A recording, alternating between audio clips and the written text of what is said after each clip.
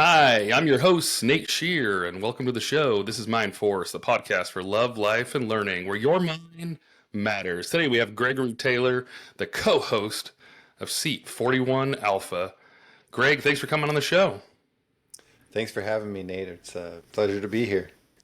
Absolutely. We missed a couple times. Schedules are crazy. Life's crazy. Three kids on either side, so it makes it pretty difficult. But glad you're here. I'd like to give you the floor for some opening comments to tell us a little bit about yourself.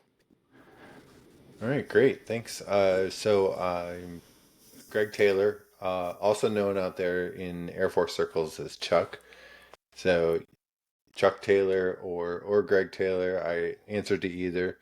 And I'm currently at Langley Air Force Base in Virginia is where I'm stationed, and I live just outside the base. And I've been here for almost a year. Although the family's been here for 4, I did do a geographically separated tour for a couple years, which was not a lot of fun.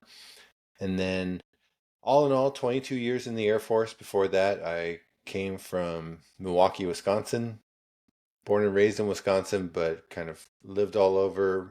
Most of my adult life was there. I went to college at the University of Wisconsin in Milwaukee and failed out after my first year, so not exactly a resounding success, and then joined the Air Force shortly thereafter to get some skills and do something with my life because I didn't see it going anywhere, and then was enlisted for 8 years, commissioned, and then 14 years now as a Medical Service Corps officer, which has been a lot of fun. I've been, I mean, what I guess would be the late afternoon of my career right now. It's not quite the sunset, but the sun is getting lower in the sky. And I find myself in this time wanting to talk with people more about kind of, hey, how can I, before it was more inward, more focused on me. I was more focused on me. What do I need to do? Where do I need to go?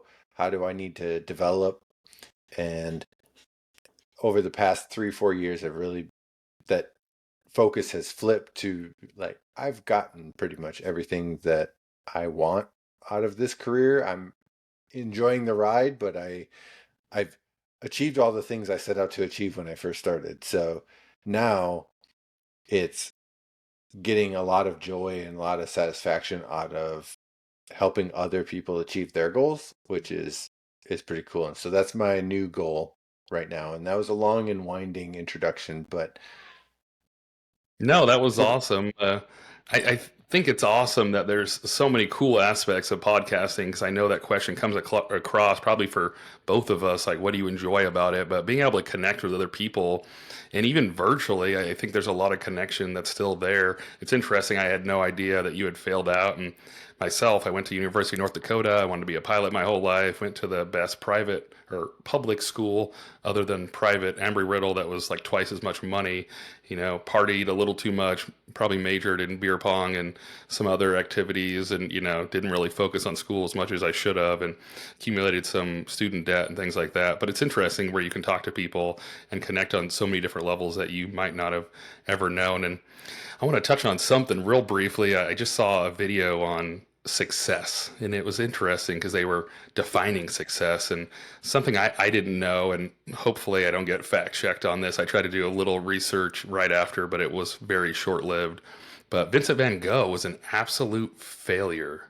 He sold one painting his entire artistic life for 400 francs or 300 francs, and I did the math in US dollar. It was like $450 or something like that.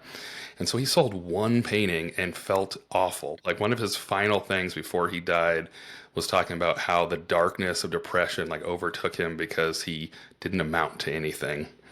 And now he has paintings that are priceless.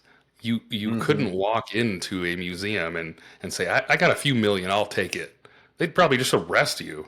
They'd call security and like, you're crazy, get out of here. Like, there's no amount of money at this point that you could even pay to get it, even if you wanted to. He never knew that.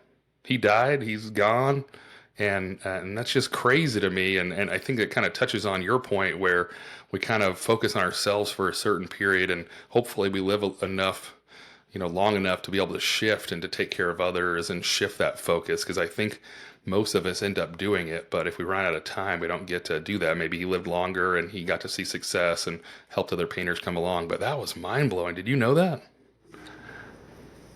You saying that makes me feel like I've heard that before, or I've heard something along those lines that, he really wasn't a commercial success until after he died.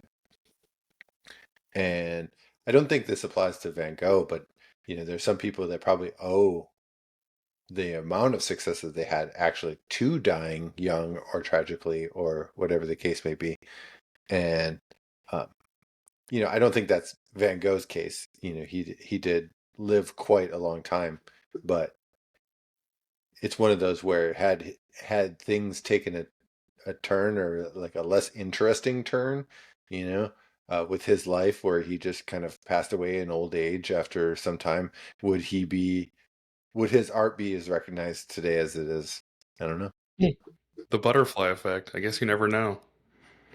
That's right. Okay. That's right. Well, today on the show, we're going to be talking about Stoicism and kind of what that means. I think there's a lot of myths and un just kind of misconceived notions and different stuff on there. Would you like to give us, like, if you could give the elevator speech of what Stoicism is?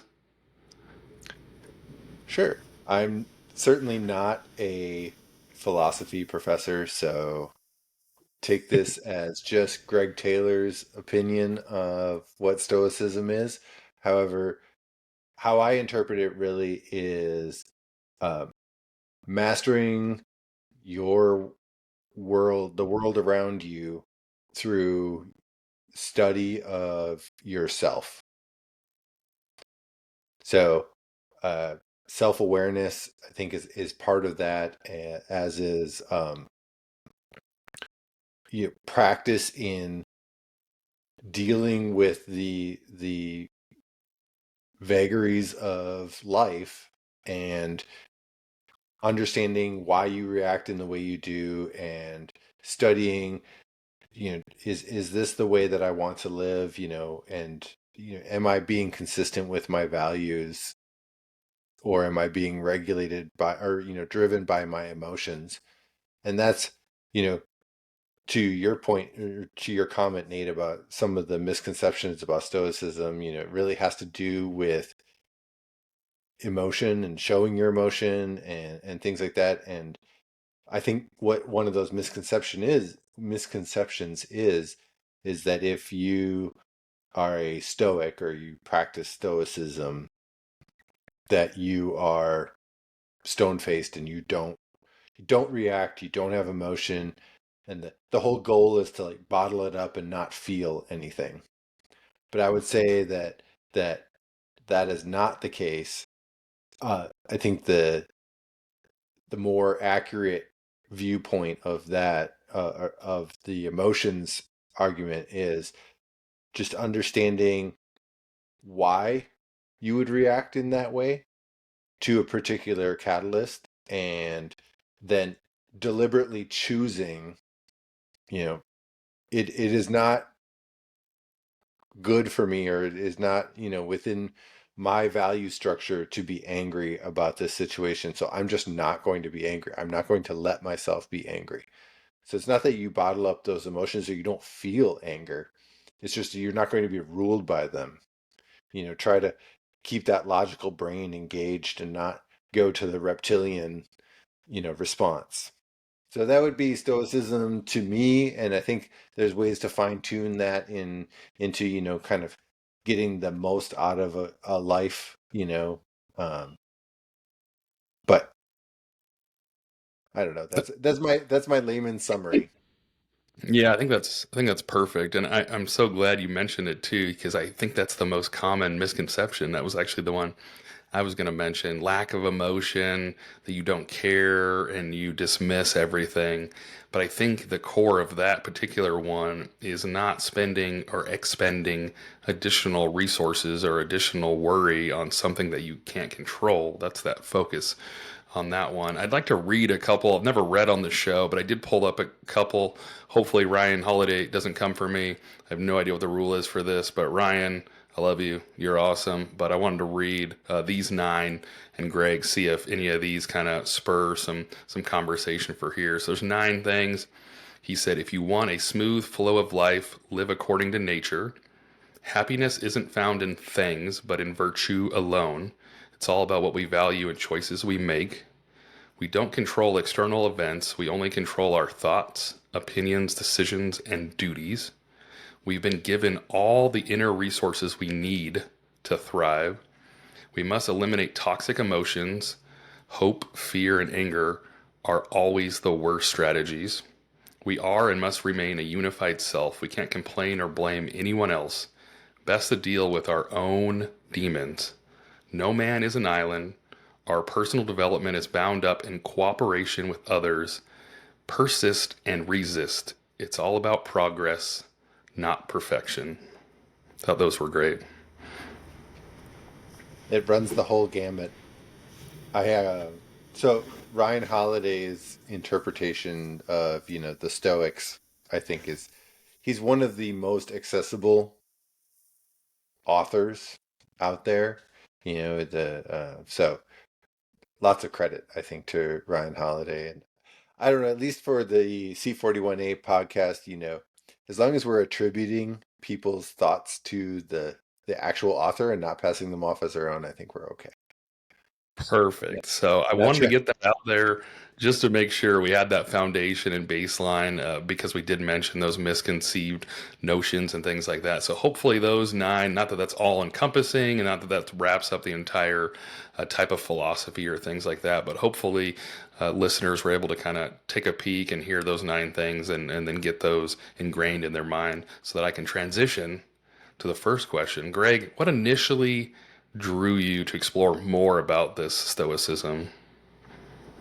I am so glad that you asked that question because I get to talk about one of my favorite people that's out there. So I, through the military, I went to the Army Baylor program back in 2014 to 2016. So I was a young captain and went and for those who don't know what the Army Baylor program is, it's a MHA MBA program out of Fort Sam Houston. The school is accredited through Baylor University, and there are some Baylor faculty that teach, but it's primarily run by the DoD. And so you have Army, Navy, Air Force um, faculty there, and then a combination of those and the VA, Coast Guard, a few other random sprinklings of employee types that are there. So there's some civilians, there's active duty. It's a really diverse cohort. Not all administrators either. There's providers, nurses, uh, allied health professionals, so on. Anyway, so Stoicism, I really got introduced to it by one of the professors there, who was Dr. Mark Bonica, and was he had retired actually halfway through my school year, so it was the end of 2014. And in what maybe is a typical professor retirement, I'm not sure, but his retirement ceremony was him giving a final lecture. And and so here we were, most of the class, I think he was a very well liked professor. So most of the class wanted to be there, but they were also, kind of required to be there. And then, some of his former students were there as well. Anyway, so there's an auditorium and he's giving this lecture, and it was all about his study of Stoicism and how it really fits within his life. And that just kind of lit the flame for me and got me thinking, do my own investigating, grab a book here, book there, and read a little bit. So I picked up some aphorisms, as a start, just, like little snippets where it's not really study, but it's just like, hey, here's a quote from Marcus Aurelius, and here's a quote from um, you know, Epictetus. I can never pronounce his name correctly. I'm probably doing it incorrectly, but things like that. And then I was like, okay, well, let me study this a little bit more. I picked up this book, which I'm going to hold up to the camera. You may or may not be able to see it, The Mm, Daily Stoic. It's I got backward that. actually, and but I picked up this one just as a an any day reader, like a coffee table book. So I could just grab it, flip to today if I'm inspired, and it's great. And so those ones have some quotes from the Stoics and then an interpretation or maybe some lessons. It kind of reads like a devotional for people who like daily devotionals.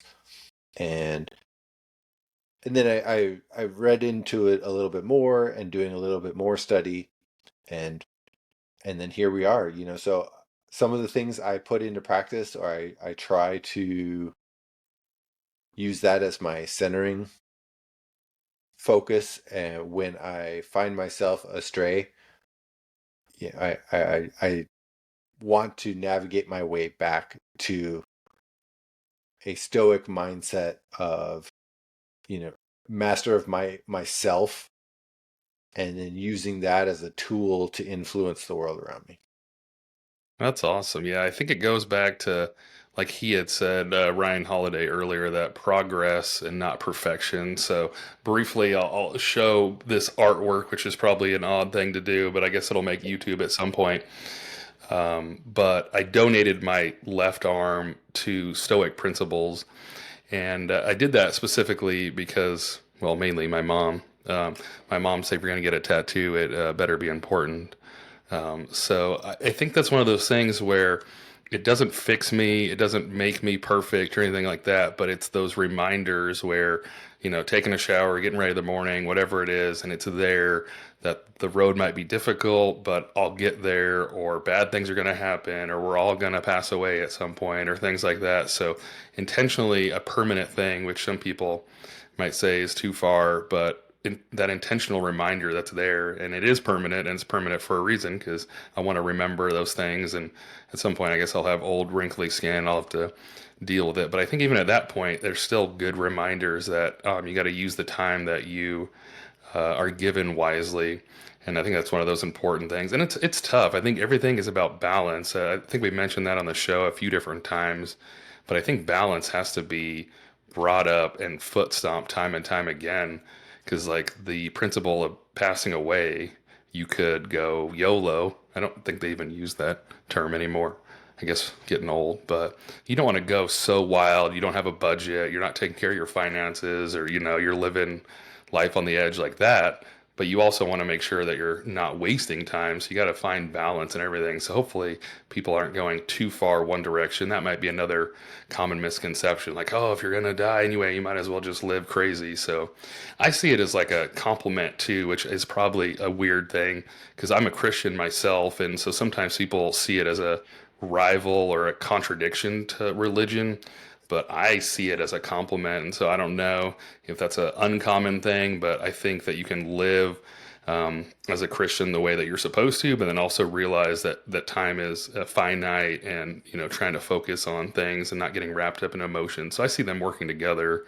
So the next question I had for you, Greg, is now that you've kind of talked to us about how you got to Stoicism, how has it influenced your perspective on life and the challenges of difficult things that come up?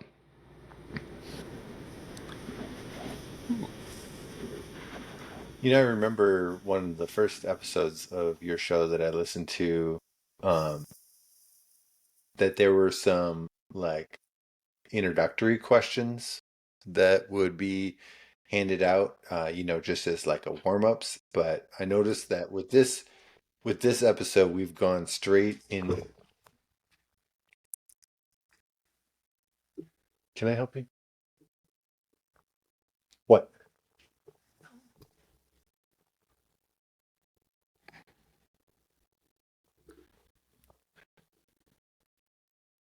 No, you can't have my phone.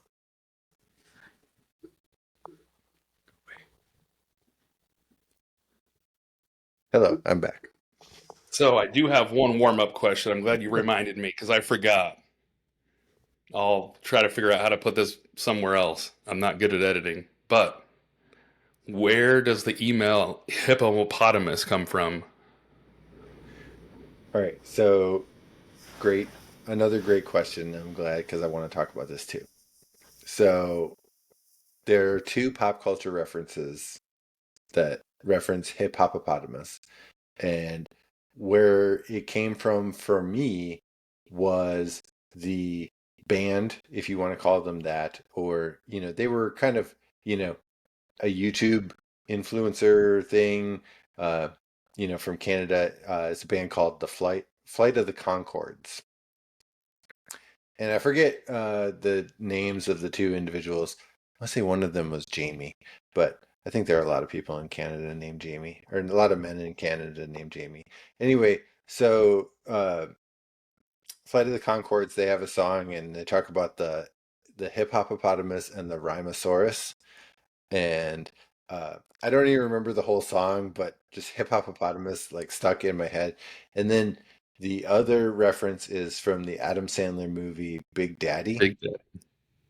And so you have Rob Schneider is there, and for those who don't recall the movie, Adam Sandler kind of unintentionally is adopting this kid, and he is a child, he's a man child himself, so he doesn't know how to raise a child, and so he's using uh I think strippers to help teach vocabulary to this 8-year-old, and one of the words is hippopotamus, and then Rob Schneider is there too, and he's trying to read it, and he says hippopotamus, and You give him all the anyway. easy one. Exactly, exactly. So at whenever I decided that that was going to be my email, I I did I got it on Hotmail and Yahoo and Gmail. Like I grabbed them all because they were all available, and then I saved, I saved them for myself.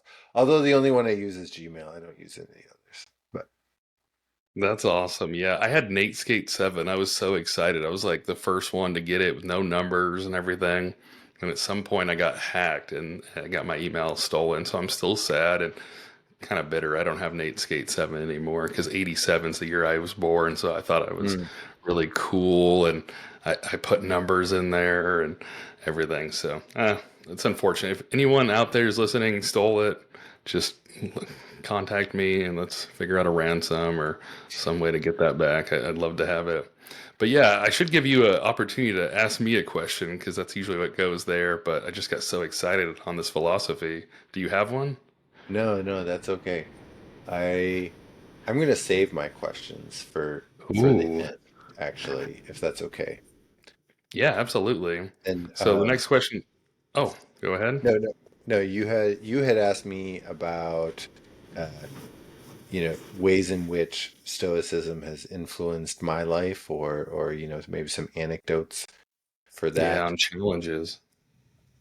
Okay, so one thing that comes to mind, and I'm going to start with a quote from this book, and I've just got to find the right page. Okay, so this is calm is contagious. And this is Marcus Aurelius talking. If then it's not the things that you pursue or avoid, it's not that the things you pursue or avoid are coming at you, but rather that you, in a sense, are seeking them out. At least try to keep your judgment of them steady, and they too will remain calm, and you won't be seen chasing after or fleeing from them. And then Ryan Holiday's kind of interpretation, the first thing he goes to is Navy SEALs, and one of the things that Navy SEALs say, I suppose, is that calm is contagious. So this is something that people have remarked about me, that I people see me as very calm in in chaos. And so I think a good example of that, is in like the MCC or some type of setting like that, and that they I just don't get flustered too easy, or at least it doesn't appear that I'm flustered from the outside. And I think this really ties to the things that I try to practice with Stoicism is one of the, and I'll tie it to one of the things, one of the 9 principles that you read from Ryan Holiday, that you can't control the external, the things that are happening in the environment. I can't control what other people do. I can only control the ways in which I react to what other people do. So one of the things that I think about regularly is just how um, I need to take a minute when something is happening, or I'm getting new information. And you take a minute and you think about, how does this really affect me? And if it's something that honestly doesn't change my life, or at least the things in my life that are important to me, then why am I upset about it? And oftentimes what I find is that it's my ego that's under attack. Like, I am a person who likes to think that I'm right all the time. And so when people challenge whether I'm right or not, and it doesn't even matter if they're right or I'm right, it doesn't matter. But the challenge is a provocation to me. I mean, that's like the reaction that I have is, how dare you challenge me, and I'm the great and powerful Oz. And, when in fact I'm just an old man behind a curtain, right? But recognizing that the that response is the ego talking, and I don't want to be driven by my ego, by my reputation, by, you know, being the smartest guy in the room, or whatever the case may be.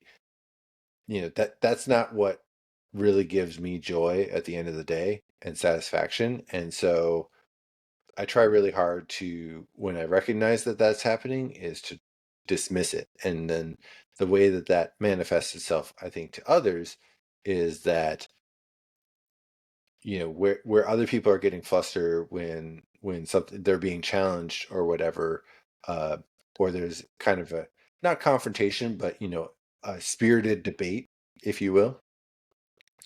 I take that in and continue to respond in a hopefully a rational and calm sort of way. And I think my calm puts other people at ease, and ultimately I think that makes it helps everybody get over the initial amygdala, reaction. You get the what is it? It's not cortisol, but the adrenaline, flowing through the veins, and you want to fight or flight. And, you know, if you can push through that for the first minute or two, then your rational brain returns. And I think that's something that other people see in me, and I really try to work at that, is to get back to rational as soon as possible. So I didn't give you a specific example, but I think No, that was awesome. I do have one question for you though, because I struggle with them myself. So I'd love to know what your thoughts are, especially you being in flight leadership roles for longer than I have. Sometimes my calm demeanor, I've had feedback that it's lackadaisical or don't care or things like that. But I too, like if I can't control it or whatnot, like I'm going to work on it, of course. I'm not going to dismiss it, but I'm not going to get worked up because I need to either research, I need to figure out how to tackle it, I need to get more resources, there's something I need to do. but I have gotten that a few times. Like, it doesn't seem like you care. Have you kind of gotten that? Yes. So my recommendation in those type of situations is you have to like I don't know, I want to tie it to something else. The the five love languages, familiar with them, and how Absolutely. how some messages just resonate differently with different people, like acts of, or now I can't think of them off the cuff, but there's acts of service, and then there's expressing gratitude and touch and things like that. Is Words of affirmation, acts of service. Thank you, It's thank you. interesting in the example, the writer he talks about, I think it was him, he vacuumed like crazy because he received it in acts of service. So he's like, I'm gonna vacuum. And his wife's like, why is this dude vacuuming all the time? I don't even care. So he Right, thinks he's right. killing it, and she's like not receiving it at all because she needs to hear that she looks nice. So I think you'll find that altering your approach occasionally to demonstrate in a way that resonates with your intended audience that you do care is the way that you get over that, and so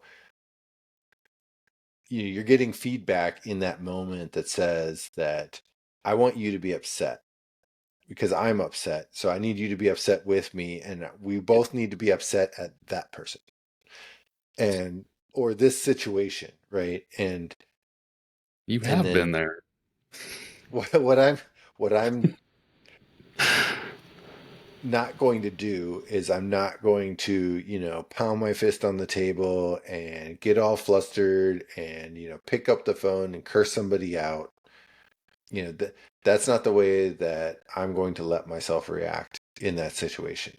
But I need to let the individual who's coming to me with a concern, let them know that I've got their back.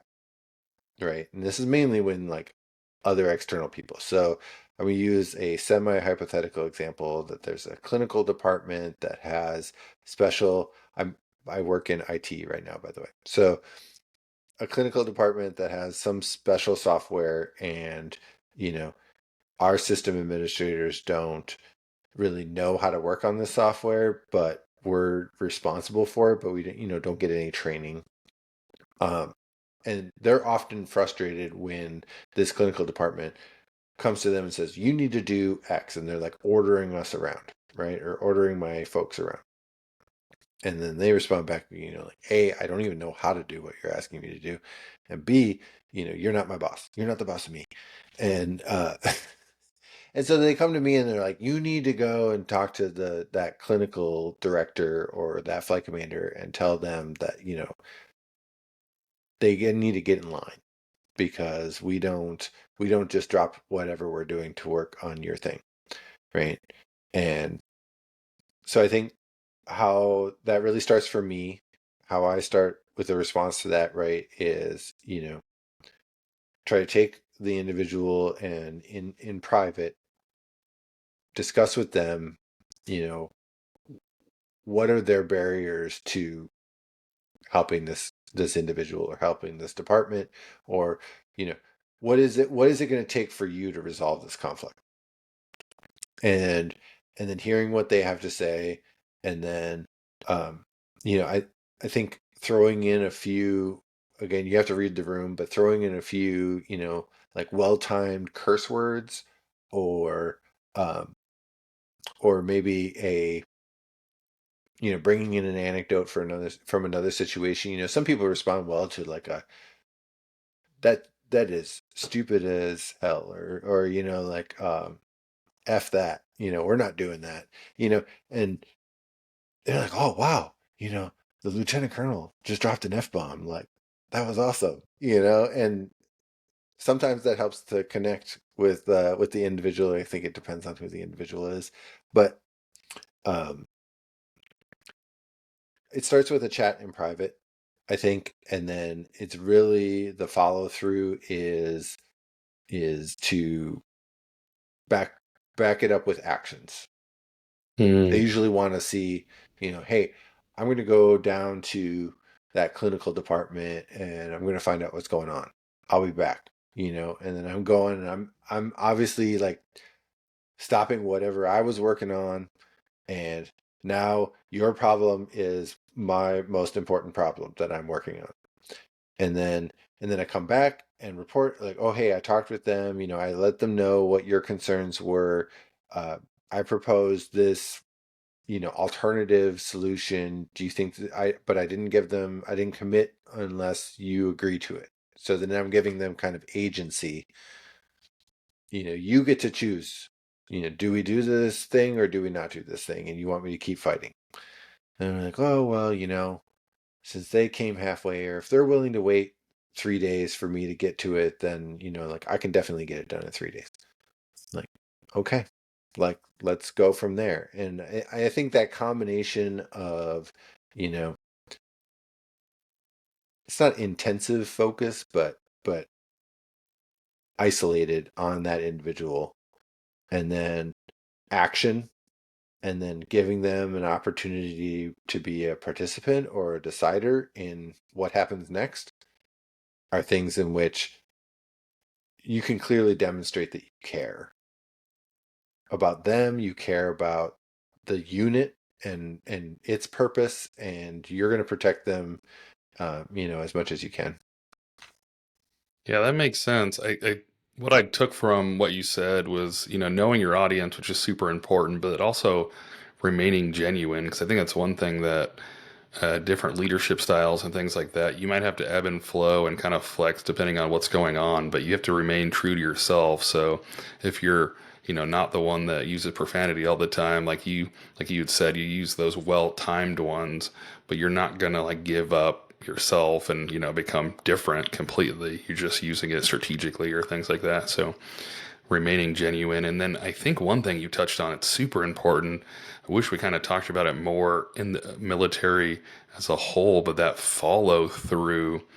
I know as a prior enlisted person as well, submitting ideas up through the different channels, there's, so many different routing things and processes and levels and things like that. So sometimes it would feel like you submitted what you believed to be a good idea. Maybe it was good, maybe it wasn't, but you never heard back. So unfortunately, human nature is more towards the negative side. So you're like, my idea sucked, I suck, and it just kind of goes that way, and never hearing. And maybe, oh, we don't have the money, we don't have the resource, we don't have the manpower, or whatever. But I don't think, myself included, do a great job of following back. We like the action, we like the upfront, but the follow through is a little bit harder, except for like in your example, like you're down the hall and straight back, you close the loop pretty quick. But if there's longer projects, that becomes a little harder, right? That's one of the things though that I really try to insist on. And this is feedback that I give up the chain as well, is, you know, when I'm submitting a response to a tasker, or, I've been asked for information. I bring that information together. I send it up, for somebody else to make a decision on something, you know.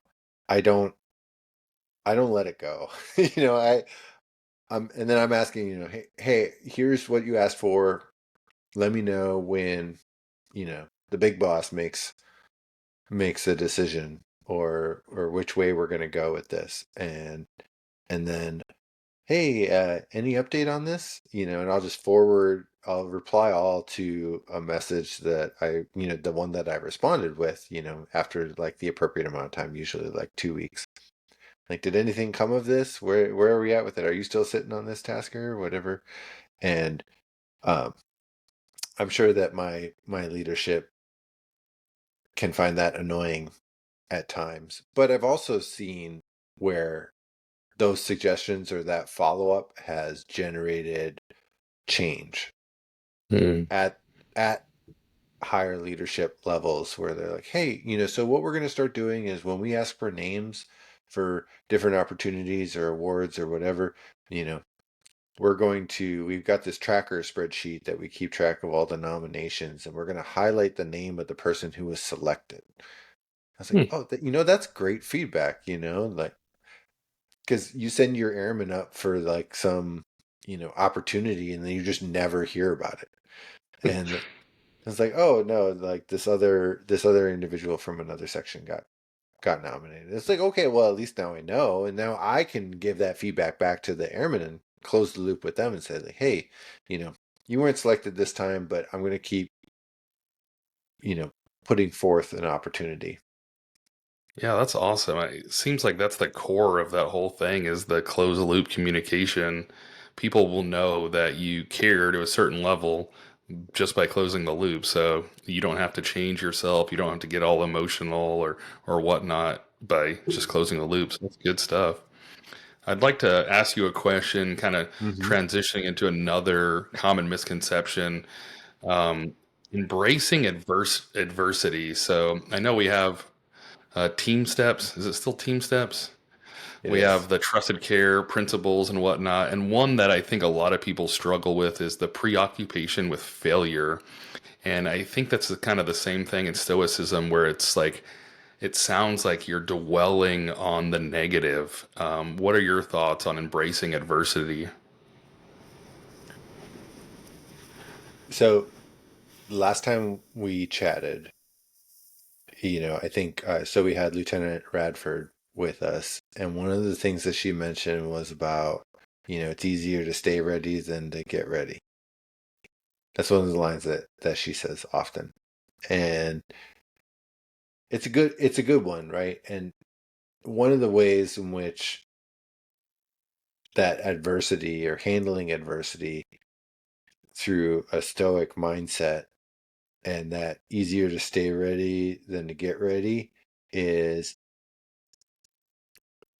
it's a great practice to be thinking about how situations could unfold, like in different ways. And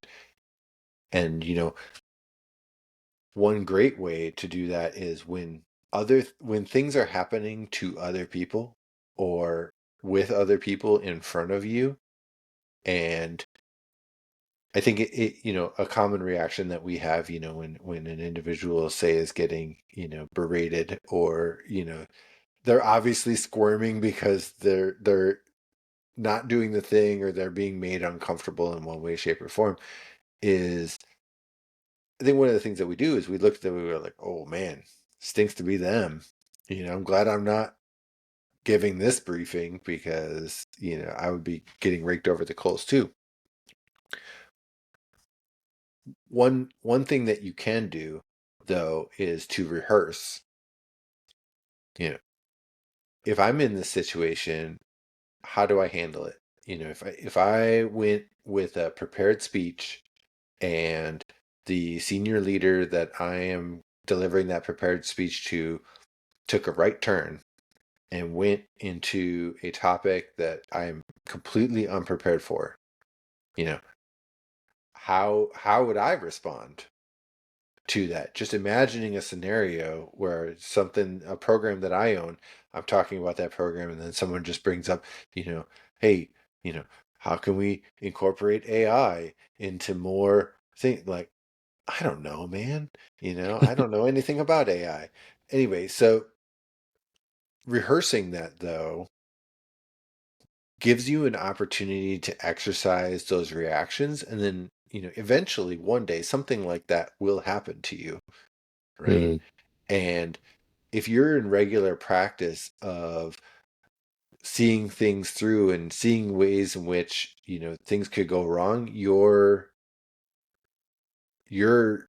experience that you can draw from, even though you haven't actually been in those situations yourself, you are you're still drawing from experience, because you were actively thinking about it when it was happening to somebody else. And so you can rehearse those outcomes. You can think through different ways in which, going back to the preoccupation with failure, what are the different ways in which this could possibly go wrong? And then, okay, so we failed to meet a deadline. Okay, if we fail to meet a deadline, what are the repercussions of that? And then who would I need to talk to in order to get reprieve, get that deadline pushed, or you know do some sort of damage control after the fact. And if you rehearse those things, rehearse those conversations in your mind, then if that circumstance were to present itself later down the road, yeah, oh yeah, I've already kind of come up with a game plan. It's at least a starting point. You're not going to be able to prognosticate exactly what is going to happen and have it come to fruition exactly in that way, but you've at least started it. You have a skeleton of an idea of how to respond. Absolutely. And I think that goes to leaders or readers, right? I know that's said and it's a little cheesy and, maybe it rubs some people the wrong way, but you have all this wealth of experience of people that have done things and maybe done things not very well. And so why not learn from it, read it in the book and prevent doing the thing that didn't go very well. And so I think that's the core of reading and learning from others. There's so much And then experience and a library full of books. Like, don't do what they did potentially, or maybe do what they did because they're awesome. I would say the flip side um, is just as applicable, which is when you see excellence in action, it's worthwhile to study that. What did they do that prepared them to achieve such great results? And um, again, maybe some of that is applicable to you, maybe it's not, but you know, I think it's easier to study greatness, and we definitely do from like a celebrity standpoint, with different biographies and autobiographies and um, things like that. But we anyway, it's definitely it's good to study all of them and rehearse those things. So rehearsal is the name of the game. And I think that's a better way to look at it too, because I think preoccupation with failure, or however you want to term it, makes it seem like you are focusing on it. I kind of relate it to personally. I remember when I first started riding a motorcycle, and you're not in a cage. There's no protection around you, and as you're going down the street, I remember looking at different cars or a dog or a small child or whatever it was, and you try to think through the scenario that's about to play out in front of you, and you commonly think of the worst case. You don't really think of like the thing that's going to go perfect because it generally doesn't go perfect. The kid does walk right in front of you as you're going maybe faster than you're supposed to, or the person, turns up in front of you or cuts you off or whatnot. And so that was one of the first times I remember, kind of playing those things through my head and not to focus or dwell. I'm like, oh, it's so negative, this is so bad. But let me just figure out these different routes or different things. And so really looking for the escape route, or, however you want to term it, maybe that's like a better way. You're thinking through possibilities, maybe the focus on the negative or failure, maybe that word, kind of has its own negative connotation that goes with it, but you're trying to think of the routes that could occur. And that's where I kind of learned it first. I'm going to figure out if this does happen, which it felt like 9 times out of 10 the dumbest thing usually did happen, and so I need to get out of this lane or whatnot. All right, Nate, are you ready for my first question for you? Yeah, absolutely. Okay, so for your story, at least from the Air Force perspective, you've had several drastic career jumps. I think it was it air traffic control first, and Air traffic control. then contracting, then medical service corps, right? Did I have that right? Absolutely. Okay, so those were bold changes or big changes, maybe bold, maybe not. But uh, how do you feel like the principles of Stoicism helped you to prepare for such a significant life change? I don't know Stoicism specifically because I feel like I've been doing that more in the last 4 to 5 years, mainly just been an MSc. But I will say, hopefully not to veer off from your question too much, the military has prepared me with so much resiliency. And I know it's sort of a buzzword, and I almost hate to use it because it's kind of becoming that way. But I honestly do not know what I would do without the military. I lost my dad, I've lost my grandparents, a divorce. I still do co-parenting with another military member, so we're never at the same location, and that's been challenging. And there's been so many things that I've gone through, and they've been difficult, and the road has been hard, but I don't remember a time where it felt impossible.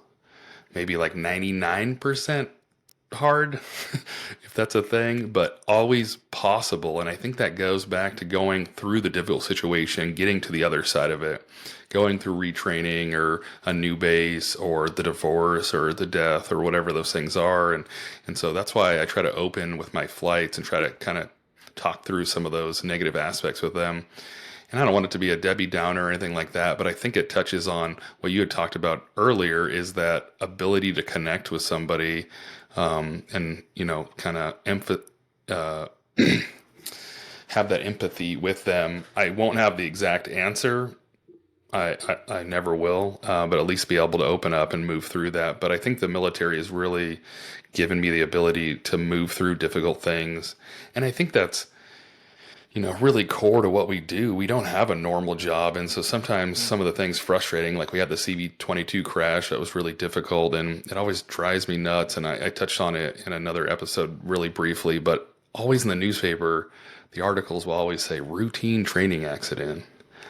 I'm like, it's not routine. Like, this isn't a normal job. If you can go to work and not come home at the end of the day, that's not really a routine. It's not like faxing stuff and like pushing papers around and whatnot. If you can not come home, that's a pretty interesting job. And so I think the hardships that we go through, they are difficult. And I wonder, we could have probably a whole separate one on like BMT and where BMT's at and things like that. But you go through those different difficult things and be kind of broken down, and maybe it works and maybe, there's different ways. But I think there has to be some level of difficult situation. Back to the adversity question that I had, I think it's required. You don't get resiliency from easy life. You never build anything up. You have to be able to look back and say, "Wow, that was really hard, but I made it." That's where that comes from. And so we use the word and we throw it around a lot, but we don't really like to talk about the difficulty of getting through those situations. That's how you build resiliency. It doesn't just magically, you wake up, like stretch and I'm resilient. That's not how it works. It goes through those difficult things, and I like to be able to use those, and help people. That's what makes those situations suck a little bit less. They're not good. You have conquered it. You have gotten past it. But I think that final part, almost like the 5 stages of grief, you have that last portion that's acceptance. And acceptance, I see that as helping others. It did suck. I got to the other side, but hey, I know where some resources are. Hey, let's get you over there. And then that terrible time is softened. Not that it ever goes away. I don't really believe in like, poof, there's like a magical time with grief or anything like that. It's always there. It lessens over time, but it does make things better. And hopefully that was mainly on track. Not necessarily stoicism, but the military difficult times will make you more resilient. I think it's a good descriptor of how you got to the place that you are currently. And I think that goes back to, sorry to jump in there, but I wanted to touch on the success portion of Van Gogh. In air traffic, I never like felt like I fit. It wasn't that thing. And I know like a lot of the things I say are cheesy, but I say them because they're true. So I mean, you can call me cheesy, but if I feel it, I gotta say it. I never felt that thing that like got me out of bed, that I wanted to fly into work through air traffic and contracting. I had nothing against either, and they're both great career fields. I just never felt the click, the light bulb above the head, or whatever you want to call, until the day I shadowed. I shadowed and, talked to the different people, found a job that changes every couple of years. And I remember, like, I told people in another cheesy line, but I was like, this is the thing that I have to do. And I was at 7.5 years. I had the 8-year cutoff, and I only had one chance to apply. And, blessed enough that it worked out. Kind of funny, the Lieutenant Colonel Dieter that came over to announce it to me, told me I didn't get it and we try next year. And I'm, too devastated to be able to say anything to actually say, no, I don't have any more shots. This was the one and done. But yeah, I think anyone listening, like success, you need to sit down and define it for yourself and try to figure out what that is. Like if you want to be a garbage man and you sit down and become a garbage man, awesome. Like that's what you wanted to do. But then also keep in mind, like it takes time. So that's one thing that I've heard from a lot of people, like with getting their degree. Like I want to do 4 years and be done with my degree. I worked full time and got my degree over 10 years after I made some poor choices in college. So it took me 10 years because I was only taking one class at night with the TA and whatnot. And so that's not a normal timeline. But I got to MSc, I got to the thing that I wanted to do. I have the fit and I have something that I want to wake up and help people and that clicks. So sometimes it takes longer than you'd like, but you can have three different groups on base and three wildly different career fields, but sometimes it takes all that to get there.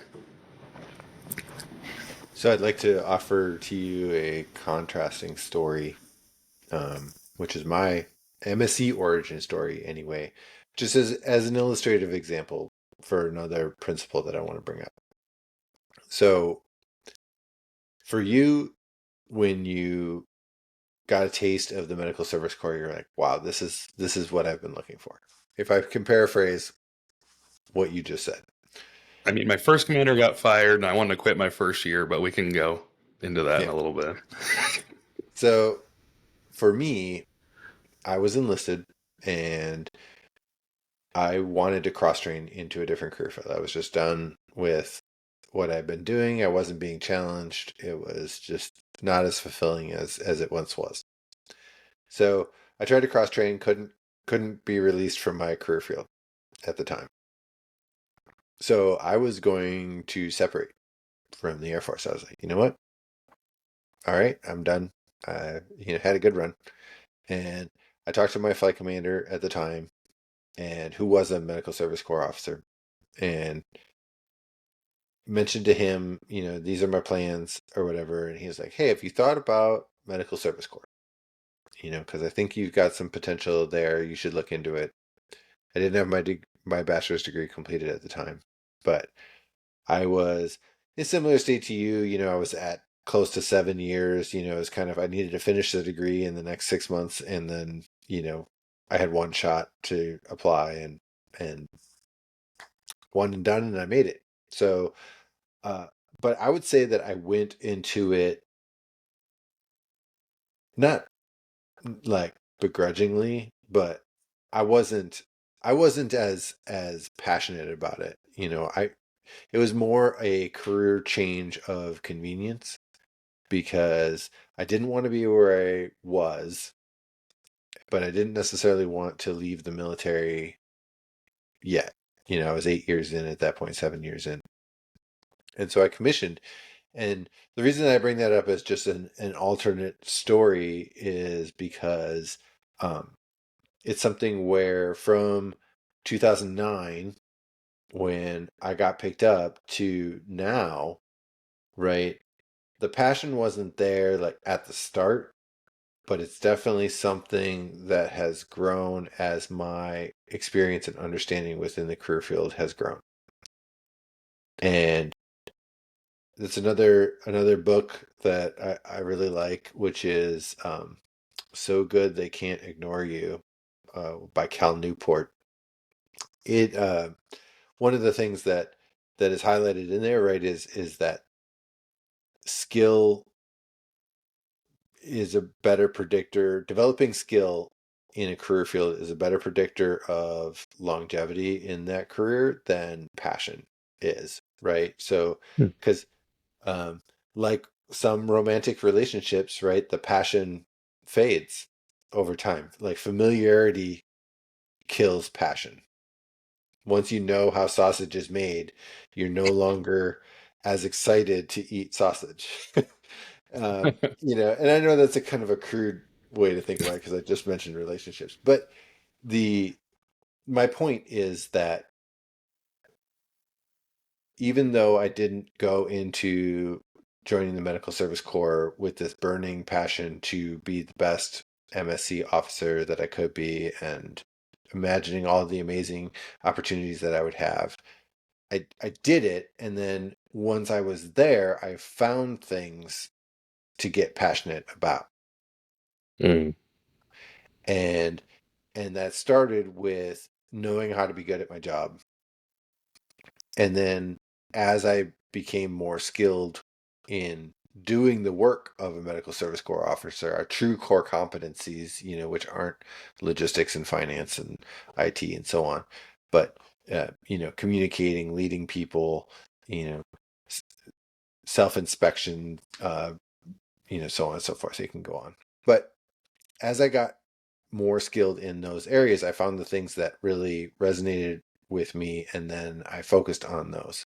And so we've heard, it's another cheesy trope out there, right? But there's no such thing as a bad assignment, right? And it's more about the people and the mission at the end of the day than it is about like the geographic location.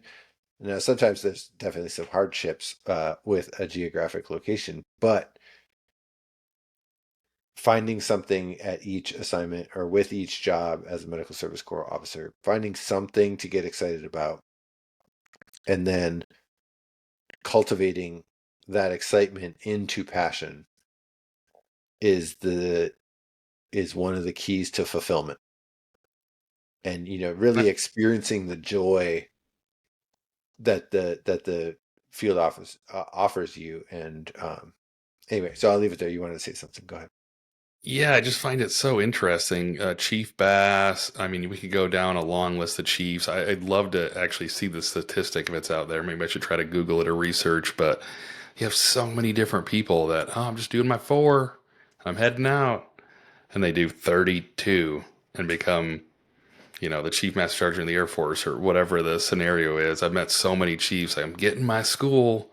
I'm paying off my Honda Civic and then I'm out of here. So I feel like that lines up perfectly where it's not there initially, but you find the things along the way. You found the people that drove you, or all the people I guess have different reasons for staying. But I'd say the mass theme or leader with that is probably the people along the way. So 4 years can turn into 32. Absolutely. Mm-hmm. Mm-hmm. And here I am at 22. So I still have 10 years to go. I don't know. I don't know that I'm going to make it a whole nother 10, but I'm definitely enjoying. I'm enjoying today, and Yeah. so that's enough. Living in the moment. Do you have more questions? Some of the notebooks Uh, out. I no. I have a couple more quotes that I wanted to share, and and this ties into the point. This ties to the point that I just made, and so I'll read this and I'll just ask for your thoughts on this. Um, So, how to have a good day. And this is Epictetus speaking. God laid down this law, saying, if you want some good, get it from yourself. And I like that one. It's a simple thought, of if you want good things to happen, be good in the world that you exist in. And back to my, cultivate joy and passion from within that comes with, skill and expertise. But also, if you want to feel more gratitude, be more grateful of the things that are happening around you, and the lessons or the blessings that it brings to you. Uh, if you want to feel more love more people. Yeah, I And think that really goes into people say, "Oh, how was your day?" I had a bad day. It's like, did you have a bad day, or did you have a bad 5 minutes? Because I feel like a lot of times it's a bad 5 minutes, and there's that TikTok or whatever it may be, where the guy asked, you know, if you had this amount of money and the money went bad or whatever, would you throw away the rest of the money? And he's implying, or later on talks about, you threw away all the other seconds in the day after a few minutes of the day, and whatever that number is. It's kind of a big math equation, but you basically threw away the rest of your day because you had a bad 5 minutes. And I think that happens quite a bit. So, and you're the only one that can control that. And so that's a perfect example. I'm glad you brought that up for Stoicism and getting us. We talked about some of the misconceptions, but I think that's a good actual actionable tip or practice. Like, focus on the things that you can control. You're not dismissing everything else, but get yourself back on track. I think you had mentioned that getting back to center and pressing on with the Mhm. day was probably a bad 5 minutes, and then get after it. So one of the things that I was hoping that you would say when I asked you about your career transitions, right, was that you were looking at the things that you value Mm, and, you know, seeking an opportunity that matched with those values. That is at least me predicting what you might say.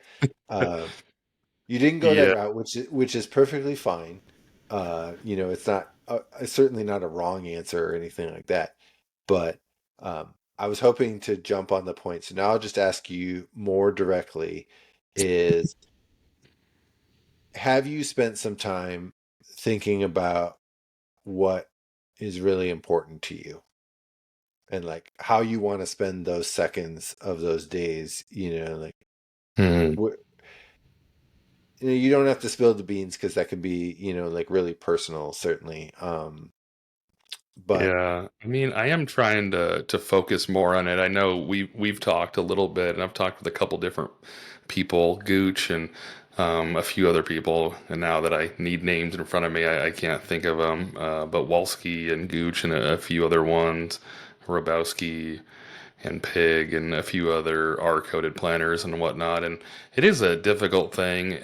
I don't know if you know what you're getting yourself into in a lot of different situations. I signed myself up for the fellowship and very excited for the opportunity, and don't want to speak ill of an opportunity at all. But I do want to be real with the situation, and it comes with second and third order effects that maybe you didn't realize when you applied. So applied, love readiness. I'm really torn between readiness and logistics. Not that this is a functional question at all, but I'll always be a little bit of a log dog. Um, but yeah, it's difficult because you had the 1 year fellowship here, and now we're off. And I've been having conversations with my wife, and she saw the comment from Pig saying something about TDYs and whatnot. And he was out for another 4 weeks, and so I kind of commented and said, I'm not sure if it's going to get any better, because the comment was kind of like, oh, it's just the fellowship. And I'm like, but I don't think it ends at that point. You have that 12 months, but then it kind of transitions to more time away, and I am at 15 coming up in April, and so five more after that. So I don't know. I really don't know. I'm trying to just make sure we move from assignment to assignment. Everyone's happy as we move, but being gone, being away from the family and whatnot is a difficult thing. And so back to your question, focusing on what's important. So before, my focus was more on myself, I think, and so I kind of alluded to it a little bit, but I didn't really go down that road like you had said. But I felt like I used to bring up questions and improvements and things like that in my smaller units, and it always felt like it was on deaf ears. And so I don't know if my ideas weren't any good. That could definitely be a possibility, or the closed loop communication wasn't quite there. But I wanted to help people make change and do that. And so I continued to look at OTS and different ways of commissioning and moving up through that, because I wanted to have more of an impact. And so that was kind of me matching myself at that point before I had the family. And now with the family, trying to navigate and try to figure out what that looks like, keeping everyone happy and not being too disruptive as we move. We'll be at Mildenhall for the next 3 years, so that'll at least give us 3 years there. That'll take us to 18. We'll kind of have to see where it goes from there. But yeah, I think that is a really important thing that you bring up, to try to have the listeners and whatnot, because I like actionable things. We talk a lot of different things in theory and whatnot, but action, what can you actually do this week or that month, and get after it. So I think that's a good thing for people to think, sit and figure out what their focus areas are. My focus areas are shifting. Well, just I want to pull on a string just a little bit, and again, we don't need to get into a ton of personal detail, right? But one of the things that I heard from you is that actually physical presence with the family is one of those things that's probably on that values list, on that short Hmm. values list, right? And and that's that the your current career path or your near term career assignments is going to present challenges to that because you're physically going to be somewhere else, right? um and so this is just like kind of a small thing, right? But acknowledging that that is something that you value. I think when you're traveling, one thing, or when I've traveled, I was doing our code planner stuff, and I was TDY all the time as well. Um, while I'm traveling, sometimes I can really become self-absorbed because nobody, the rest of the folks like aren't with me, and so that geographic separation um, creates a little bit of distance from an awareness standpoint, right?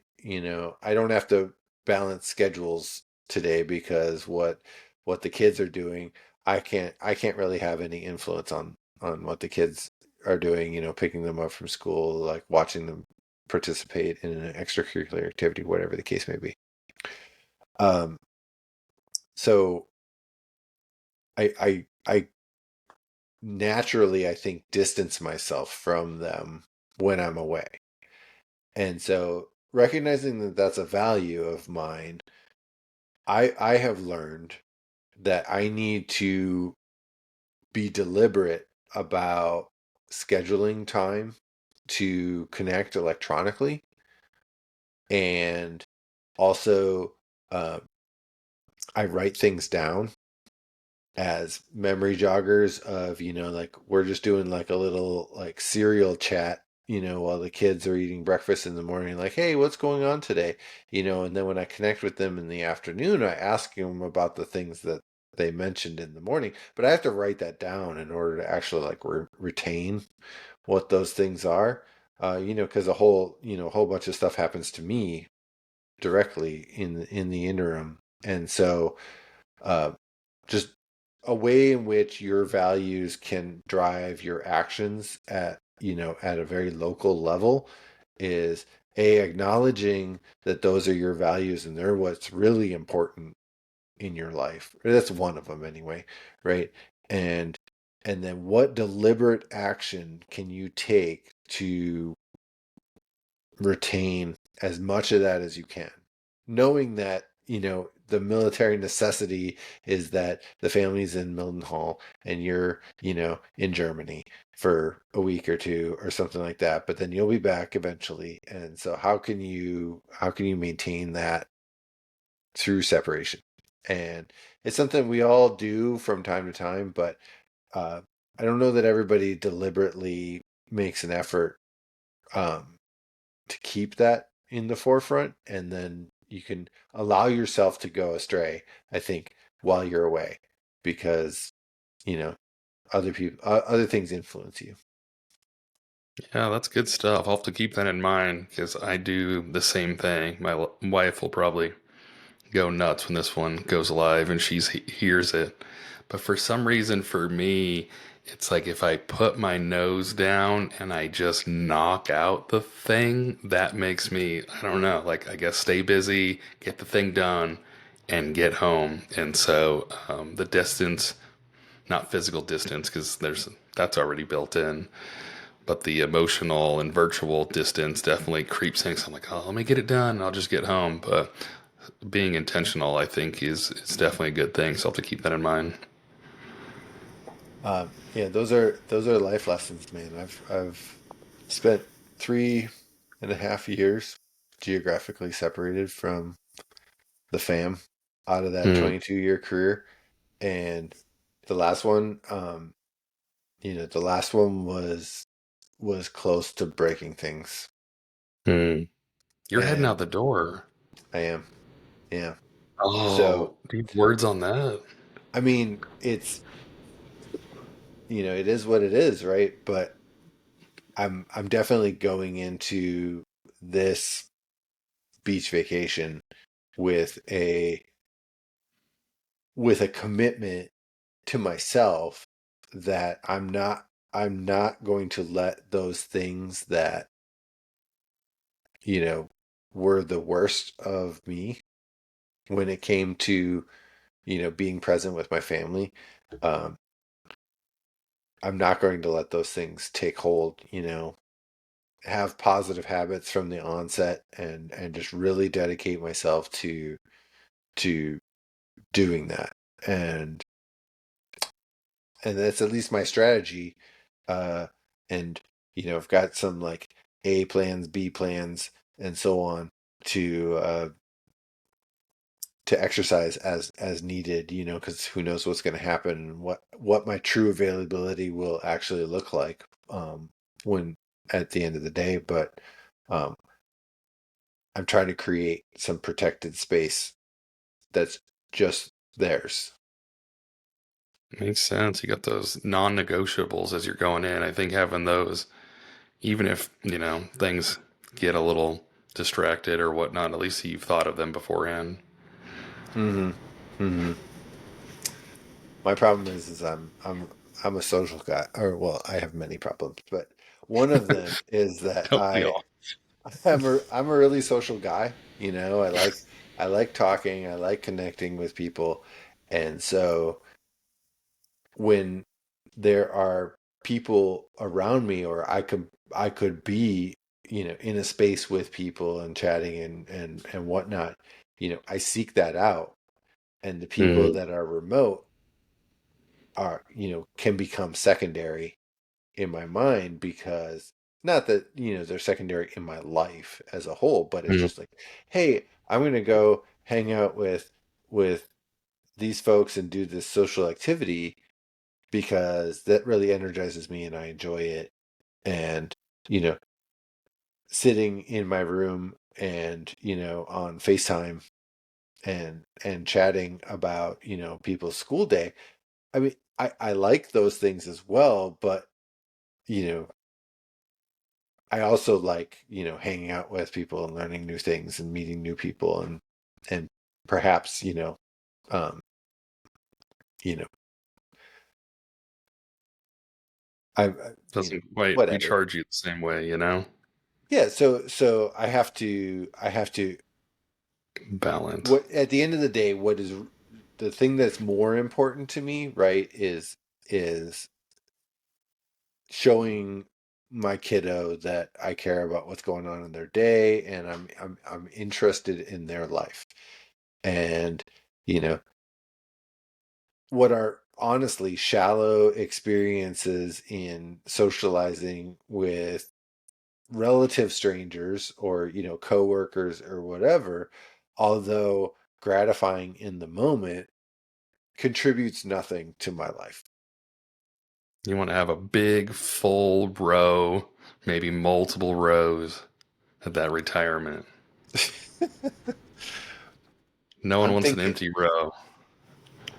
I'm thinking more golf tournament, like a scramble, and then and Could you then do a disc golf one? mm, I'd have to learn. Just think about I it. I would be open to it, but I would also have to I would have to prepare myself. I couldn't just walk into a disc golf, you know. It's just for fun. I don't know, maybe they have one in Kuwait. Ooh, th- that's awesome. Well, as we come to a conclusion, what would you say would be the big takeaway? What are the listeners taking from this wonderful conversation?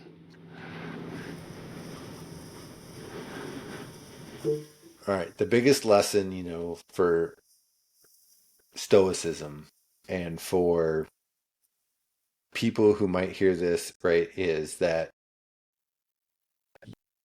you have the ability to influence the world around you through the understanding of yourself. And you're stuck with yourself for the rest of your life, and so learning about yourself, however unpleasant that might be at times, is worth the effort. And I think the payoff that you're going to see with developing a greater understanding of yourself is that you're going to be able to navigate life better than maybe you are currently, and that is a worthy goal to attain. And like you said earlier, it is strenuous, but the level of satisfaction that you're going to get at the end for having completed that or having worked on that strenuous task will be worth it. Yeah, absolutely. Work on yourself, that self reflection. It's easy, super easy to judge everyone else, but sitting down and self reflection can be really difficult. So I'll double down on the challenge for everyone out there. Self reflection as you end each week or whatever interval, but a little bit of pause and reflect on yourself will be pay dividends later on. I'd like to encourage all the listeners to share their thoughts. Throw some questions over to me on social media or email. We're on Buzzsprout for the audio and YouTube for the video. Greg, thanks for coming out. It was a great chat. Yeah, thanks for having me. And I already kind of threw my email out there as we were talking, but hiphopopotamus@gmail.com is where you can reach me. And honestly, if anything that I said resonated with anyone listening, I'm happy for you to reach out to me as well. And I would love to have a conversation. And Nate, Absolutely. I wanted to be back on the podcast sooner rather than later. This is a lot of fun. Yeah, absolutely. Let's get seat 41 Alpha out here. Man, C41 Alpha just needs to get together. It has been tough. It has been tough, but we're gonna do it. Sounds good. Well, I love you all. See ya.